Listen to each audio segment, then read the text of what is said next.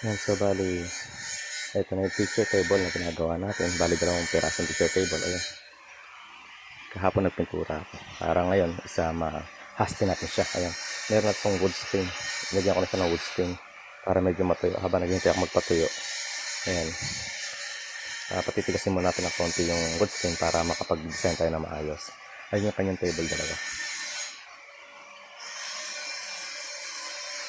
Yun yung kanyang mga table. Ang ginamit ko lang naman dito ng tinting color is Bart Amber lang.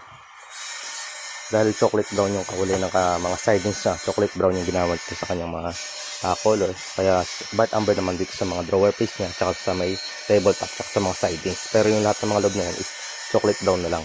Dahil hindi naman siya nakikita. Tsaka taran, hindi na tayo ganun mahirapan masyado sa pag-haspi dyan. So bali ngayong araw, gagawin natin siyang wood grain. Yung lahat ng ibabaw o drawer face pati yung kanyang mga table na dalawa. Start tayo.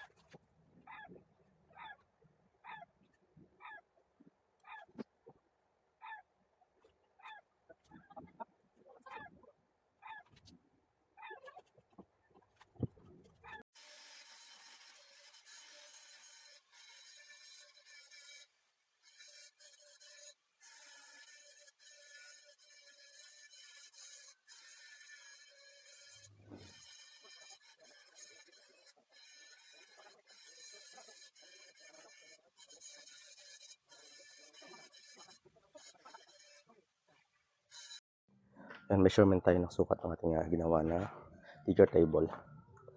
Ito may binigay sila sa akin sukat dito. Sinundan ko na lang ngayon. Yan, 2 feet. Sakto siyang 2 feet. And then, yung pinakahaba niya. Yan. 4 feet o 48. Ayan. 48 inches. Yun ang mga binigay sa atin sukat ng teacher. At yung height naman niya,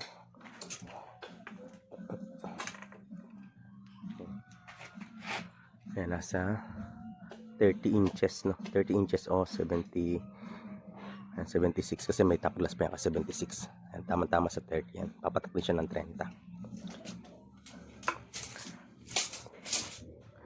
Tapos ang ginawa ko na lang dito, divide 2. Kasi maluwang naman yun. 4 feet, 2 feet, 2 feet. Yan. Yung kanyang drawers. Same lang din siya ng kabila. Yan, 59 half. Same lang din siya ng kabila.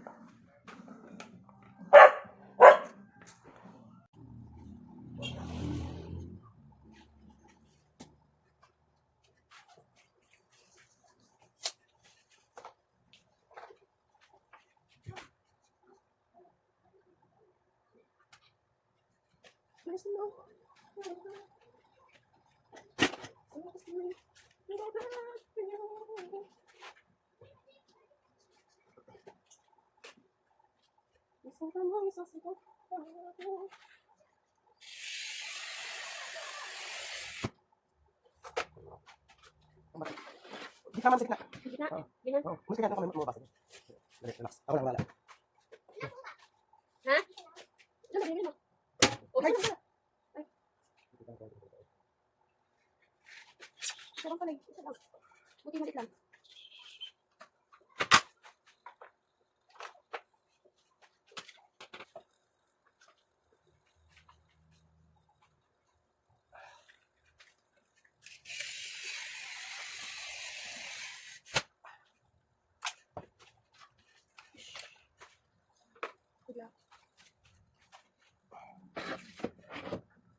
Sente mo, mami. Senta mo naman dun. Ayan.